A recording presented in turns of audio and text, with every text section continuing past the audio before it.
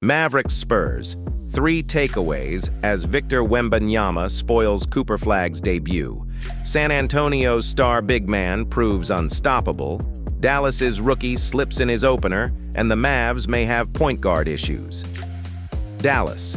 They arrived on this night of heavy anticipation to see the future, absorb the hype, and fully understand what made him an in-demand number.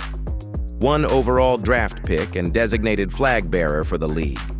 And the crowd at American Airlines Center got what they hoped for Wednesday, but not necessarily who they wanted. This was a coming-out party for sure. Victor Wembanyama number 1 in 2022, making his early case for Kia MVP consideration.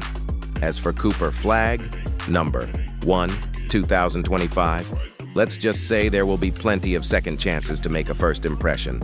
And as for the game itself and the initial implications, the Mavericks, coming off a forgettable season that turned around for the better with the Luka Doncic trade and Anthony Davis injury, are trying to reconnect with the crowd. Still, it hasn't happened, not yet anyway, even with Flagg. The Spurs and their young and restless core are trying to get respect and playoff consideration. It began with a season-opening blowout win with positive vibes. Here are 4 takeaways from the easy-breezy 125-92 Spurs win that was richly flavored by Wembanyama. Starters.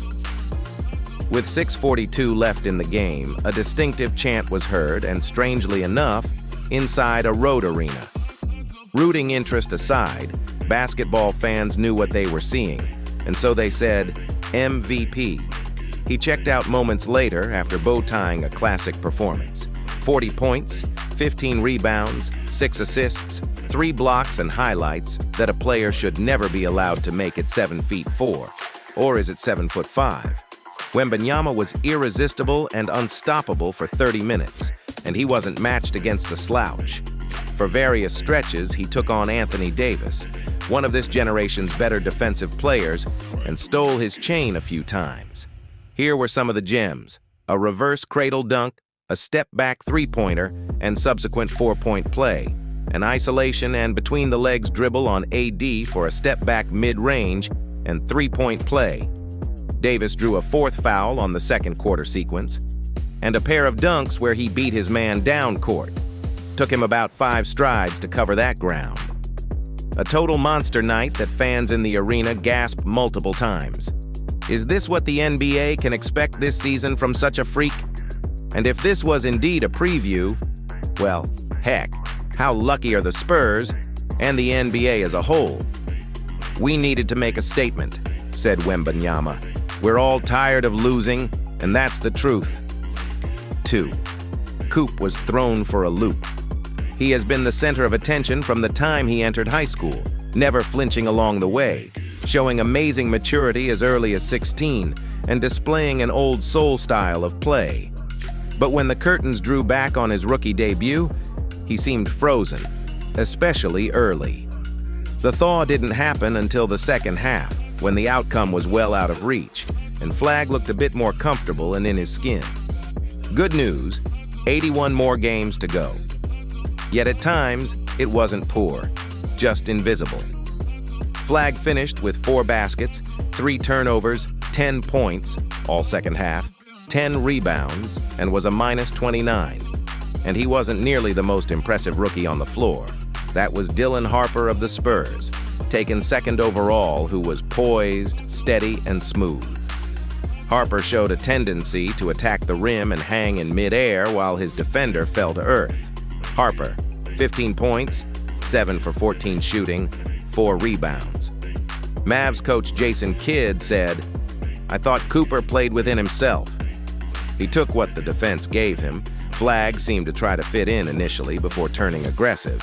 But by that time, the game was over. The Spurs' starters were on the bench." PJ Washington said, "Coop's gonna be fine." 3. Point guard problems for Dallas. There's a pressing and perplexing problem for the Mavericks that the offseason didn't satisfactorily address: the need for someone to run the point. Said Davis, "We were playing a lot of isolation basketball and we're not going to win games like that." Kyrie Irving is on the mend from knee surgery until, well, nobody quite knows. His case is different than that of two others mending from leg injuries, Tyrese Halliburton and Jason Tatum, because Kyrie has 15 years of tread wear. If he misses the entire season, then it's hard to imagine the Mavericks striking fear into a very unforgiving West. If he returns before the season, how effective will he be?